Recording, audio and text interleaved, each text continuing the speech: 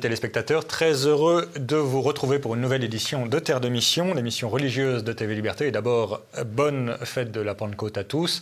Nous prions en particulier pour les pèlerins qui sont en ce moment sur les routes de Chartres, dans un sens ou dans l'autre, mais peu importe. Nous prions en union avec eux et nous prions évidemment pour que le Saint-Esprit nous éclaire toujours davantage dans notre vie et dans la vie de l'Église. Au programme aujourd'hui, 3 séquences. D'abord, nous allons recevoir l'abbé de Mentières pour un nouvel ouvrage qu'il vient de publier sur l'Eucharistie. Puis, nous recevrons Vianney et Rémi, deux organisateurs d'un nouveau pèlerinage marche à travers la Vendée qui s'appelle la Traversène de Marie, pèlerinage qui va, ou marche, c'est à la fois un pèlerinage parce que c'est spirituel et c'est une marche parce que c'est ouvert à tous, à travers toute la Vendée. Pendant tout l'été qui vient. Voilà, ça s'appelle la Traversène de Marie. Et enfin, troisième séquence, je vous proposerai, comme la semaine dernière, quelques ouvrages à lire pour les semaines qui viennent.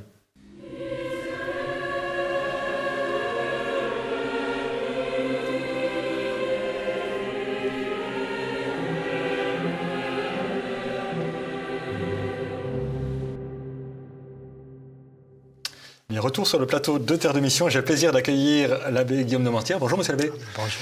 Merci beaucoup d'avoir accepté notre invitation. Vous étiez déjà venu parler récemment d'un ouvrage, mais ce que je disais avant de vous recevoir, on ne vous arrête plus. C'est quasiment un bouquin par an. Et là, vous venez de publier un très joli petit ouvrage qui s'intitule « Ce pain qui donne vie » aux éditions Salvator. Comme je pense que tout le monde l'aura compris, c'est au sujet de l'Eucharistie. J'allais dire qu'un prêtre s'intéresse à l'Eucharistie, c'est plutôt bon signe. Oui, et c'est à la fois terrifiant parce que un prêtre ne parle pas de l'Eucharistie. L'Eucharistie, c'est notre vie. Donc, on est assez mal placé, d'une certaine manière, pour en parler. Et en tout cas, on rechigne à le faire. C'est une commande, bien sûr. Hein. Je ne croyais pas que j'écrive de mon fait. C'est une commande qui s'inscrit dans une collection qui s'appelle La foi au cœur, lancée par Salvator, et qui veut donner à comprendre les grands mystères de la foi, les 7 vertus de la vie morale et les 7 sacrements de manière intelligible pour un grand lecteur. Et comme c'est un peu mon créneau, celui de la vulgarisation, eh bien, je pense que c'est pour ça qu'on a fait appel à moi. Là, en l'occurrence, je ne suis pas sûr que je sois le mieux placé pour en parler, mais je trouve que c'est vraiment une réussite parce qu'on voit tous les dogmes afférents et tous les débats afférents à l'Eucharistie jaillir au fur et à mesure des chapitres. Parce que d'une certaine façon c'est très simple, on y assiste tous les dimanches et ça paraît quasi banal entre guillemets, mais en même temps c'est aussi ce qui a suscité peut-être le plus de débats dans toute l'histoire de l'Église. Il est grand, le mystère de la foi, hein, nous le disons à la messe, et c'est vrai que c'est un grand mystère. Et en même temps, les gens ne s'y trompent pas. Vous savez, quand on demande dans la rue à quelqu'un qu'est-ce que c'est qu'un catholique, c'est quelqu'un qui va à la messe. Et c'est pas faux fondamentalement, car c'est celui qui répond à ce commandement du Seigneur, faites cela en mémoire de moi. Donc les chrétiens, les catholiques ont à cœur d'aller à la messe, effectivement, et de vivre de l'Eucharistie. On ne fait pas que disserter sur l'Eucharistie, ou penser l'Eucharistie, ou animer l'Eucharistie, mais on se laisse imprégné par l'Eucharistie. On devient le corps qu'on reçoit, normalement. Voilà. On est censé devenir, en tout cas. L'homme est ce qu'il mange. Le livre commence par ça, par cette phrase étonnante d'un philosophe païen, athée, qui veut dire simplement que l'homme se réduit à des composantes organiques. Mais en fait, il dit quelque chose de très juste pour le chrétien. Le chrétien devient ce qu'il mange. Et il y a même cette belle image que j'aime beaucoup, que donne saint François de Sales, qui dit qu'à force de se nourrir et de contempler l'Eucharistie dans l'adoration, eh bien, le chrétien devient Eucharistie, un peu comme les petits lapins des montagnes, à force de se nourrir de la neige et de vivre au milieu de la neige, deviennent blancs. C'est très joli. Parmi les débats, notamment d'aujourd'hui, il y a ce grand débat autour de la messe traditionnelle, mais qui est par ailleurs un débat profond de théologie, pas uniquement une question de liturgie. C'est est-ce que c'est un sacrifice ou est-ce que c'est un repas ? Alors vous allez me répondre les deux, mon colonel, évidemment, mais Est-ce que la messe traditionnelle n'insiste pas plus sur la partie sacrifice et la messe réformée plus sur l'aspect repas? Et comment est-ce qu'on peut récupérer les deux dans les deux? Sûrement, et comme toujours, quand on veut être catholique, on est dans l'équilibre, hein, c'est-à-dire dans le j'allais dire dans le même temps, je me suis retenu pour ne pas faire d'allusion politique, mais enfin, le catholicisme, c'est ce qui met des conjonctifs là où on a toujours tendance à mettre des ou exclusifs. Or, la messe est à la fois et inséparablement un repas, le repas du Seigneur, comme dit saint Paul, et le sacrifice, l'unique sacrifice qui nous sauve. Donc il faut tenir les deux à la fois avec la riche symbolique anthropologique du repas. C'est pas rien un repas. Je me suis aperçu que malheureusement cette dimension du repas disparaissait. Je dis dans le livre que j'avais fait une petite enquête au cours d'un week-end d'aumônerie, je m'étais aperçu que les jeunes ne savaient plus ce que c'était qu'un repas. Parce que les repas de famille tels que moi, naïvement, je les imaginais avec le papa, la maman, les enfants autour de la table qui partagent une nourriture commune et qui parlent entre eux, ça n'existe plus. On se fait chauffer au micro-ondes. La maison même est devenue une sorte de snack bar. Bon. Donc, évidemment, la richesse anthropologique du repas qui mêle la parole et la nourriture, car si les animaux mangent, les hommes, les êtres humains se nourrissent, c'est-à-dire qu'ils tiennent ensemble la nourriture et la parole, et c'est tout à fait essentiel, eh bien, cette riche symbolique du repas ne doit pas être perdue, mais c'est pas parce qu'on dit que c'est un repas qu'on doit oublier que c'est un sacrifice aussi. Et inséparablement, c'est le sacrifice de notre Seigneur. Et les chrétiens sont au pied de l'autel, comme Saint Jean et la Vierge Marie étaient au pied de la croix. Du Golgotha, oui. Oui, avec ce débat d'ailleurs, ça a été très en vogue au XXe siècle de dire à la messe, nous sommes transportés au Golgotha, ce qui est d'un côté, c'est un peu du matérialisme bébête, et de l'autre côté, il y a quelque chose d'assez profond quand même. Il y a quelque chose de très profond, puisque c'est vraiment le sacrifice du Christ qui se joue à la messe, mais il ne faudrait pas en tirer une vue trop misérabiliste de la messe, car effectivement, c'est bien au corps ressuscité du Christ que nous communions. Et je souligne en particulier ce petit geste qui passe trop souvent inaperçu dans nos messes. Le prêtre met toujours un petit bout de l'hostie consacrée dans le précieux sang, de manière à signifier la réunion de l'âme et du corps qui sont réunis, et donc, c'est-à-dire, ça symbolise, bien sûr, la résurrection. Et c'est bien au Christ ressuscité et pas à un cadavre que nous communions. Alors, il y a un autre débat qui a été assez fort ces dernières décennies, et qui était autour de l'adoration. Vous parlez de l'Eucharistie messe et de la vénération du corps eucharistique en dehors de la messe. Il a été assez tendance, notamment dans l'Église de France, de dire, pardon d'être un peu provocateur, mais ça fait partie quand même de l'équation. Évidemment, on parle d'où on est, quoi, si je puis dire. Mais l'adoration a été très mal vue par beaucoup de pasteurs dans les années 70-80. Vous, manifestement, vous n'avez pas d'objection de principe à l'adoration. Comment est-ce qu'on fait de l'adoration eucharistique sans la séparer de l'action eucharistique? Parce qu'il ne s'agit pas non plus de vénérer un morceau de pain, quoi. Exactement, et c'est très important que l'adoration soit toujours liée à la messe, effectivement. Et vous savez, moi j'ai connu, c'est l'avantage d'avoir quelques heures de vol, si j'ose dire. Donc à l'époque où je faisais mon séminaire, effectivement, l'adoration, c'était mal vu. C'était vraiment... Je me souviens d'un vieux prêtre que j'avais dans ma paroisse, à qui j'avais demandé d'installer le Saint-Sacrement parce qu'on n'avait trouvé personne d'autre pour le faire, et que je dis, ah oui, j'avais fait ça avant le concile, me disait-il, et nous étions dans les années 90, donc ça faisait 30 ans qu'il n'avait pas... donc voilà. Et puis aujourd'hui, alors, il y aurait peut-être le danger inverse, c'est-à-dire pour un oui, pour un non, on expose le Saint-Sacrement. Attention, exposer le Saint-Sacrement, ça suppose une certaine solennité, ça suppose un concours de peuple, ça suppose qu'il y ait vraiment une liturgie que se déploie autour de cette adoration du Saint-Sacrement. On ne peut pas adorer le Saint-Sacrement pour son confort personnel ou se mettre son petit Saint-Sacrement dans sa chambre. Bon. Et il faut se souvenir que des grands saints ont été des grands saints sans jamais adorer le Seigneur.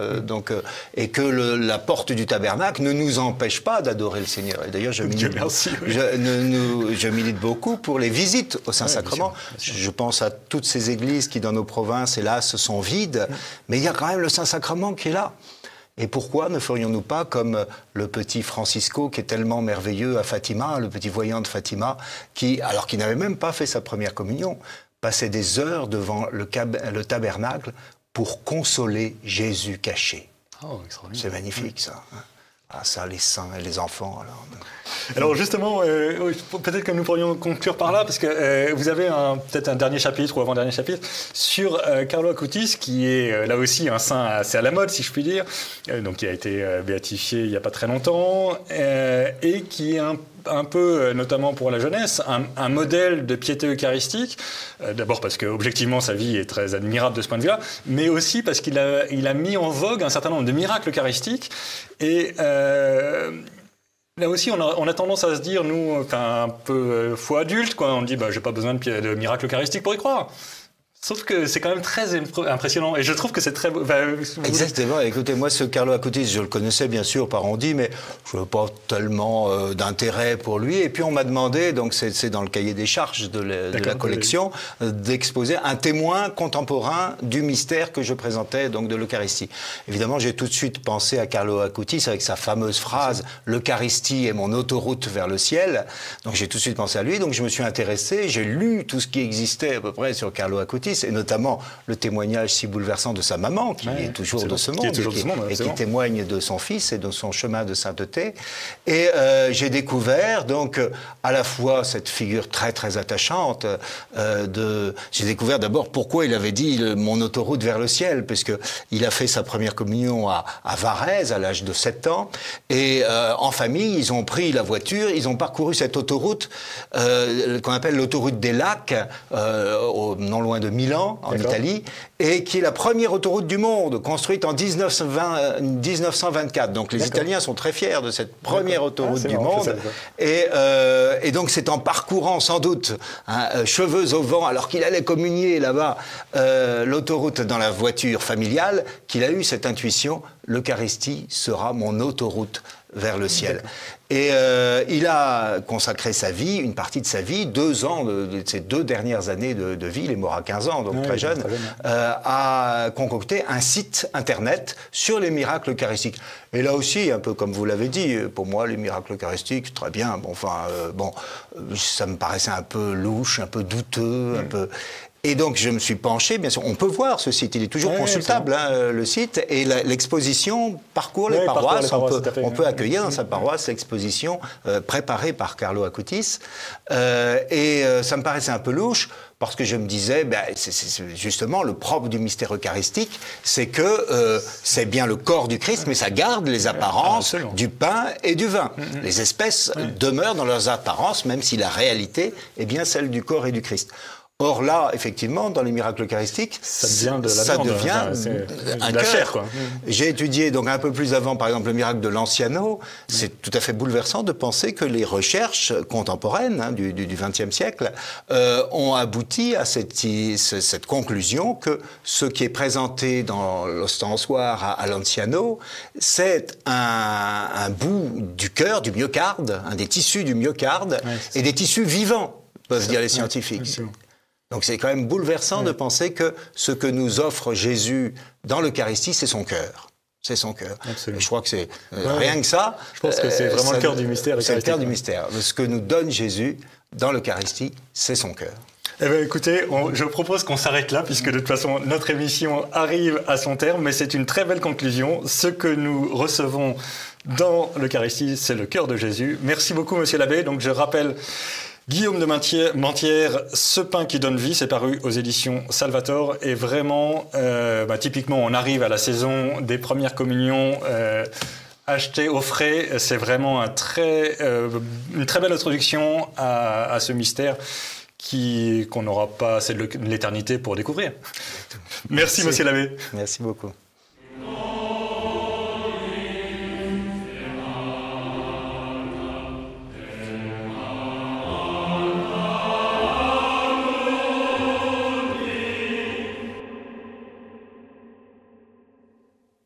Bien, retour sur le plateau de Terre de Mission et j'ai le plaisir d'accueillir Vianney et Rémi. Bonjour à tous les deux. Bonjour Guillaume. Vous venez nous présenter une belle aventure qui s'appelle la Traversène de Marie. D'abord, c'est quoi ce nom baroque de Traversène ? Je vais laisser répondre le Vendéen. Donc non, la Traversène, ça fait référence au chemin de traverse, si vous voulez. Ça fait aussi référence aux chemins creux qu'empruntaient les Vendéens pendant les guerres de Vendée. D'accord. Des chemins creux qui sillonnaient toute la Vendée. Toute la Vendée, ouais. Qui fait partie aussi un des patrimoines naturels de notre région. Et Traversène, voilà, traversée sainte. Donc Traversène, c'est une espèce de longue marche qui n'a rien à voir avec celle de Mao, mais qui a tout à voir avec celle des Chouans. Tout à fait. Ça me va. On espère que Marie viendra traverser le cœur des Vendéens comme le cœur de la Vendée pendant... Et le cœur de la France. Voilà. Et le cœur de la France. Alors, bon, plus sérieusement, donc la Traversène de Marie, c'est une marche donc sous l'invocation de la Vierge Marie, hein, on est bien d'accord. C'est ça. Et vous faites combien 2 km 20 km? Alors, la traversée, ça, c'est une question piège. J'ai répondu oui à Caroline, qui est l'instigatrice de ce projet, quand elle m'a dit est-ce que vous voulez organiser une marche avec moi? Je lui ai dit mais bien sûr, une marche pèlerinage, oui, c'est quelque chose qui me touche.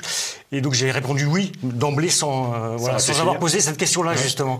Et donc non, ça ne sera pas 20 km, ça sera 550 km. Ah oui, c'est une vraie marche. Ok. Mais sur une quarantaine de jours. Donc on aura 15-20 km par jour. Voilà, exactement. Ouais, donc effectivement, on va faire vraiment quasiment un tour de Vendée. C'est pour ça que d'ailleurs on appelle plutôt cela une marche plutôt qu'un pèlerinage, parce qu'on n'a pas de but, pas de sanctuaire en ligne de mire vraiment précis.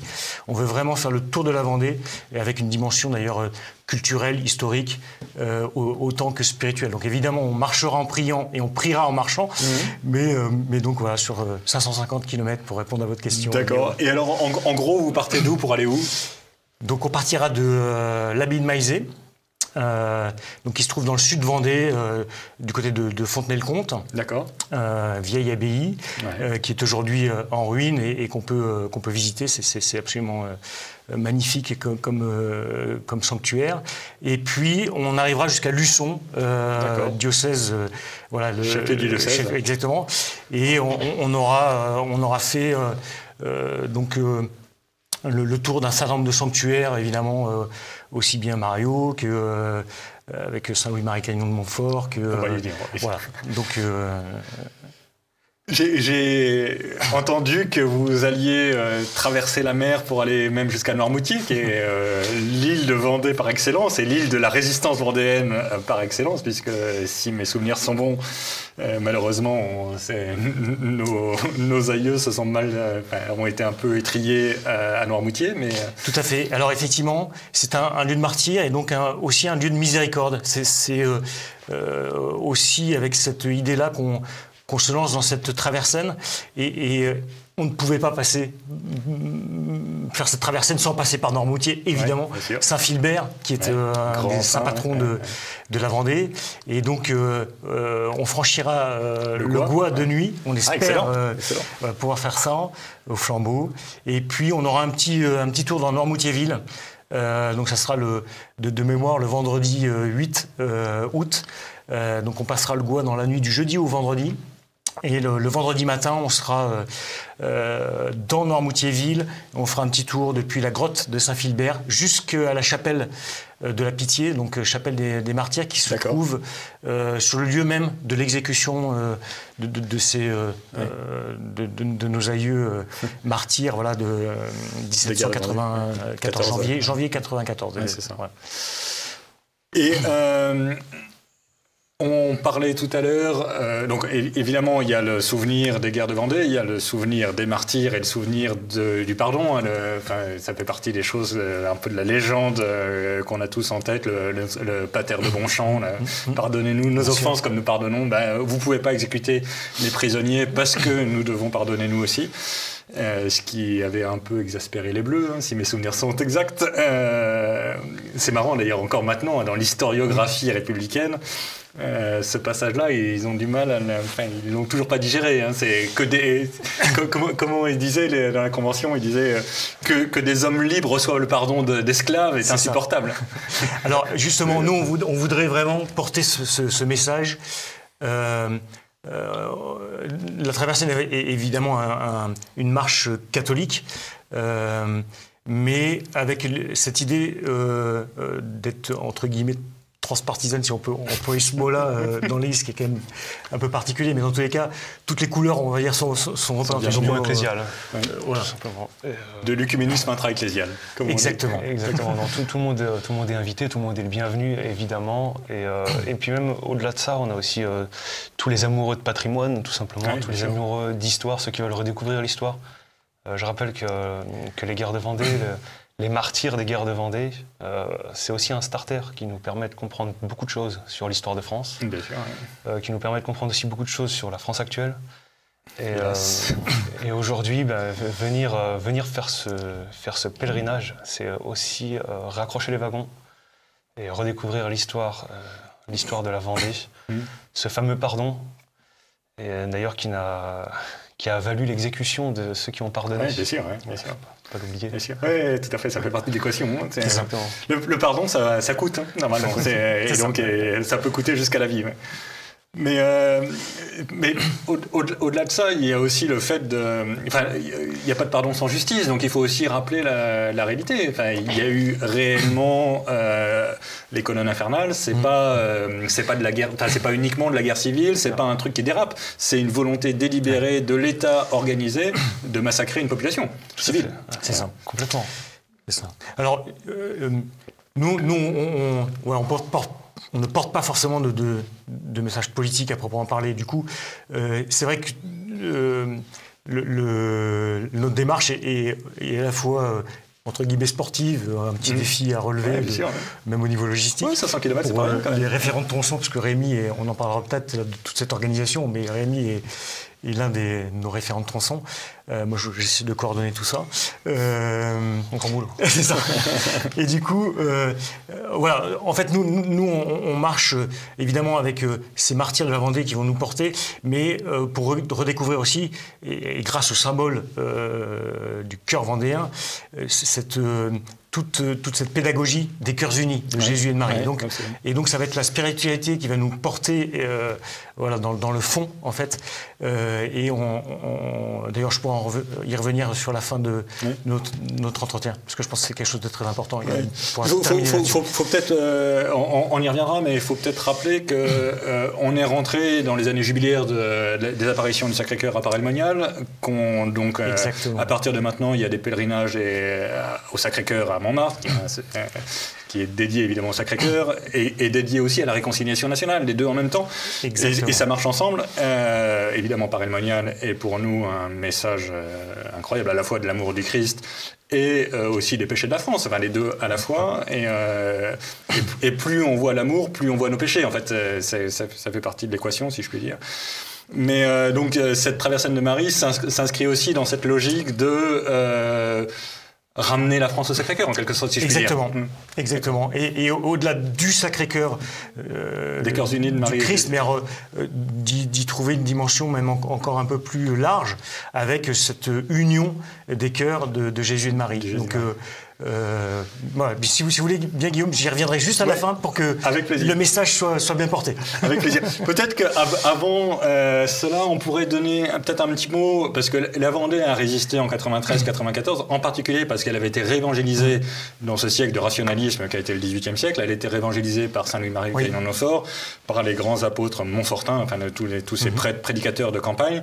Alors voilà. Vous vouliez un peu parler de Saint-Louis-Marie. Pour se préparer à cette magnifique aventure, on a cette BD qui présente Saint-Louis-Marie Grignon-Montfort, donc écrite par Colline Dupuis et illustrée par Emmanuel Cerisier. Donc on a le plaisir de vous l'offrir, que ça permettra de pouvoir vous préparer à la Traversaine, de venir nous voir. Ça me fera prier Saint-Louis-Marie et voilà. Pour la Traversaine et le succès de la Traversaine, j'espère bien. Et donc entre autres, on a également les pères Baudouin et Monroe. En fait, tous les saints locaux finalement qui sont aussi les saints patrons de la Traversaine. Et notamment, comme tu disais, Monroe et on a aussi le... Alors dites-nous qui c'est, parce que autant Saint-Louis-Marie, je vois à peu près... Père Baudouin et les Pères Monroe sont des prêtres du 19e siècle qui ont réévangélisé la Vendée. Exactement. Et donc, on les portera évidemment, enfin, et sans doute eux nous porteront surtout. Qui vous porteront, j'espère. Et on a aussi l'abbé Planchard. Ah oui. Martyr de la commune. Et béatifié récemment aussi. Et béatifié récemment, et d'ailleurs les reliques qui sont à La Roche-sur-Yon. Ah excellent, je sais pas ça. À l'église Saint-Louis de La Roche-sur-Yon, on peut venir se recueillir. Parce que c'est un prêtre vendéen? C'est un prêtre vendéen qui est né à La Roche-sur-Yon et qui a été baptisé à La Roche-sur-Yon. Ok, excellent, je ne savais pas. Ce sera le saint patron du tronçon de... Voilà, alors peut-être dites-nous un mot sur l'organisation. Comment ça marche? Une journée type. Ça marche, j'ai bien compris, avec 2 pattes. Mais... Avec les pattes, oui, tout à fait. Sauf Notre-Dame de France qui sera sur la calèche. Privilégiaire. J'espère bien. Voilà. Je suis pour les privilèges au moins pour Notre-Dame. Non, ce sera un départ avec la messe autour de 8h30 jusqu'à midi. On marche jusqu'à midi. Une pause de 2 heures à peu près, midi 14h si je me souviens bien. Et puis grosso modo, ce sera la même chose pour l'après-midi avec une arrivée en procession sur les lieux de les communes d'arrivée. Oui, bien sûr. Voilà, grosso modo, qu'est-ce que tu peux dire de plus sur le... Avec l'idée d'impliquer vraiment les paroisses, c'est très important. Donc, chacune des paroisses qui vont nous accueillir, donc comme le disait Rémi, on fera une procession pour rentrer de manière un peu solennelle dans le village qui nous accueille. Et puis on invite c'est tous les contacts que les référents de tronçon sont en train de prendre avec les paroisses pour organiser donc cette procession. Et puis ensuite une veillée de prière. Rémi, tu peux peut-être en dire 2 mots Alors oui, on aura des veillées de prière, donc en fait tous les soirs, une veillée de prière dans l'église du village. Ouverte à tous, donc à tous les villageois, tous ceux qui veulent venir y participer. Donc avec un thème particulier chaque soir que pour l'instant nous gardons secret. Mais faut garder un peu sa recette. Mais je peux le dire avec assurance qui vaudra le coup. Pour ceux qui veulent vraiment redécouvrir ce que c'est que la spiritualité des Cœurs Unis dont tu parleras, qui est très importante et très chère à la Vendée. Oui, bien sûr. Et alors peut-être que nous pouvons terminer, puisque nous arrivons au terme de cette émission, peut-être que nous pourrions terminer sur ces 2 cœurs, puisque dans le logo du département de la Vendée, il y a ces 2 cœurs. Donc Caroline qui a vraiment été et qui est motrice. Motrice dans ce pèlerinage. Qui en fait est né dans le cœur de Breton au moment de la Troménie de Marie, qui était un pèlerinage qui a fait le tour de la Bretagne en 2022.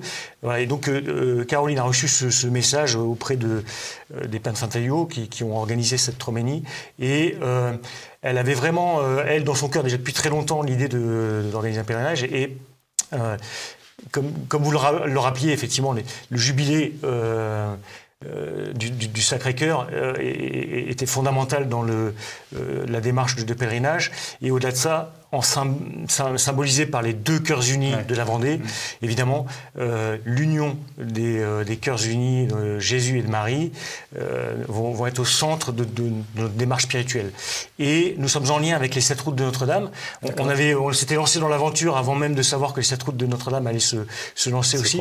Et donc nous sommes en lien avec les organisateurs, et on devrait porter ce message à nos évêques de consacrer la France et les diocèses aux cœurs unis de Jésus et de Marie. Et donc c'est vraiment en pleine communion qu'on va marcher sur les routes vendéennes avec ceux qui marcheront sur les 7 routes. D'accord. Ouais, mais c'est pas incompatible d'ailleurs. Non, absolument. On peut faire les 2, je pense. Merci beaucoup à tous les 2, et évidemment nos prières vous accompagnent, et j'espère que vos prières obtiendront que la France revienne aux 2 cœurs le Sacré-Cœur et au cœur Immaculé de Marie. Merci beaucoup à tous les 2. Merci beaucoup.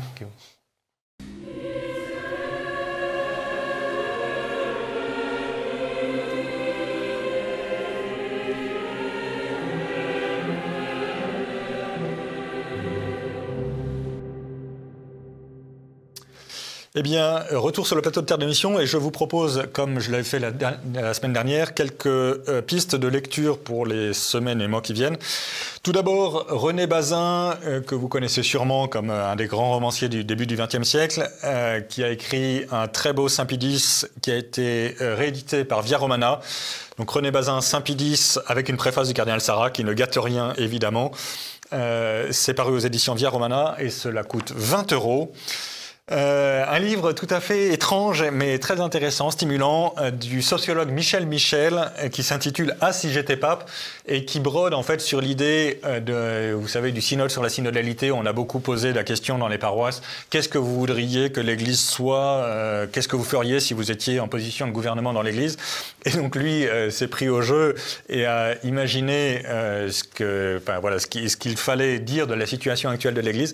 C'est assez, évidemment, c'est pas une grande œuvre théologique, c'est pas du tout fait pour ça, mais sociologiquement et en particulier pour comprendre ce qui s'est passé ces 50 ou 60 dernières années et pourquoi, à la suite de Vatican II, il y a eu cette hémorragie de vocations, de pratiquants, etc. C'est très intéressant. Donc Michel Michel, Ah, si j'étais pape, c'est paru aux éditions Les Impertinents et cela coûte 17 €. Troisième ouvrage que je vous conseille, Gabriele Pallasciano. Alors je ne connaissais pas l'auteur, mais ça a l'air d'être manifestement un théologien, probablement un jeune théologien, qui a écrit chez l'Harmattan Joseph Ratzinger et l'histoire de la théologie, en particulier sur le lien de Joseph Ratzinger, théologien, donc avant Benoît XVI, si je puis dire, Joseph Ratzinger avec les pères de l'Église, et notamment avec Saint Augustin. Comme vous savez, Ratzinger a été un des grands lecteurs de Saint Augustin au XXe siècle. Et c'est donc un ouvrage, alors c'est parfois un peu austère, mais c'est tout à fait passionnant pour comprendre ce que c'est que la théologie, le retour aux sources, et le retour aux sources pour l'actualiser et pas pour faire de l'archéologisme. Donc Gabriele Pallasciano, c'est paru aux éditions de l'Harmattan et cela coûte 27 €. Et dernier ouvrage dont mon camarade Jean-Pierre Maugendre vous a déjà parlé beaucoup mieux que je ne saurais faire, mais je pense qu'on ne peut pas faire autrement que d'y revenir parce que c'est vraiment un ouvrage majeur.